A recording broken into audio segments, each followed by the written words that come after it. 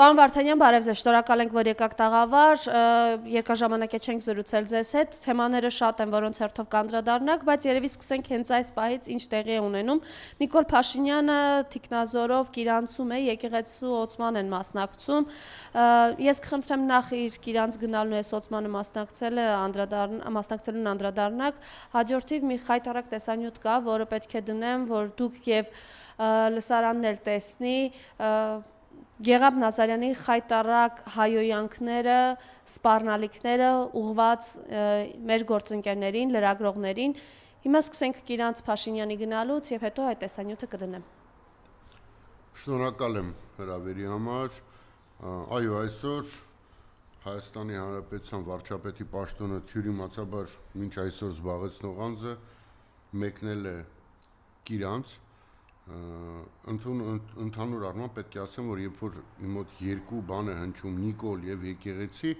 միանգամից կարճ միացում է ուղղումս տեղի ունենում, որտեղ Նիկոլը եւ եկեղեցին անհամատեղելի են։ Նիկոլը ըստ իս հայ առաքելական եկեղեցու հիմքերը քանդողն է, հայ առաքելական եկեղեցու դեմ պայքար մղողն է եւ Նիկոլը իրավունք չունի ընդհանրապես հայ առաքելական եկեղեցու մասին ոչ գրել, ոչ այցելել մեր սրբավայրերը եւ սա խոսելու ընթացքում պետք է նաեւ անպայման մեզ դիտողներին հիշեցնեմ, որ քաղաքացիական պայմանագիր կուսակցությունը իրենց նախընտրական ծրագրում բաց է ի բաց նշել է, որ շարունակելու է կամ ավարտի է հասցնելու այսպես կոչված փակագծերի մեջ եկեղեցու բարեկարգման կամ բարենորոգման աշխատանքները։ Սա պետք է բոլորը իմանան եւ ցանկացած մարդ, ով գնալու է ընտրության եւ ընտրի ԿՊ-ին, իր քվեն է տալիս սատանայությանը։ Սա պետք է հստակ բոլորի համար պարզ լինի։ Ես չեմ ասում ում ընտրեք, բայց ես ասում եմ, որ Նիկոլին ընտրելով դուք ընտրում եք ոչ միայն Ալիևին եւ Էրդողանին, այլ նաեւ ընտրում եք հակաքրիստոնեական ճանապարհը։ Դա պետք է բոլորիդ համար ակնհայտ լինի եւ դա պետք է բոլորիդ համար մտածելու առիթ դառնա։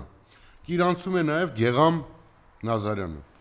Դուք գիտեք, որ ես բազմիցս եղել են առիթներ,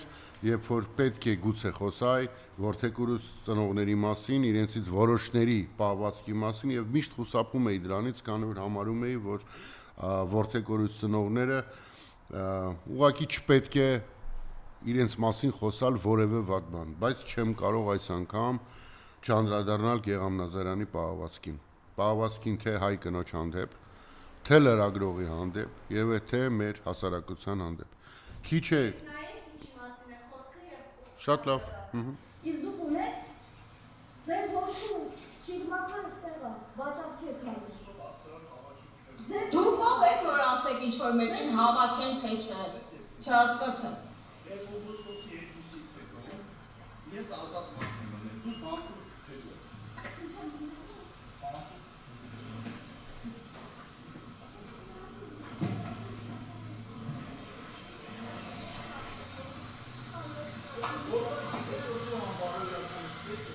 Սուրտ տեղը խես է կյան բարոյականությունը։ Սուրտ տեղը ձեր նմանը չպիտի գա։ Սուրտ տեղը ձեր նմանը չպիտի գա։ Ունի չես կարող։ Սա անբարոյական, լրագրության հետ կապ բարերը չապահով եք, դուք է պատգամավոր եք կոչվում։ Ես ինչ վիճակ է։ Այն լրագրության մակարդակն է։ Երկու ուրություններ եկել են սրբավայրը պղծում են։ Դուք ձեր տղայի շիրիմն եք պղծում։ Ձեր տղայի ուշակարն է այստեղ, զբաղված եք պղծելու։ Խնդրեմ։ Իրոք շատ դժվար է գնահատական տալ նման պահվածքի, ինձ համար այս մարդը երևի թե նման է այն մարդկանց, որոնք օրինակի համար իրենց որդու շիրիմին կանգնած Նիկոլին տեսնելով ասում են որդուս կորցրեցի, քեզ գտա։ Մակարդակը մոտավորապես նույնն է։ Գեղամը չի հարգում իր որդու հիշատակը, իր հերոս որդու հիշատակը, Գեղամը թքած ունի նրա վրա, որ իր որդուն գերեզման հասցնողը Նիկոլն է, Գեղամը թքած ունի, որ հենց այն ինչի համար պայքարում էր իր որդին, Նիկոլը հանձնել է, նվիրել է թուրքերին։ Գեղամը որպես մարդ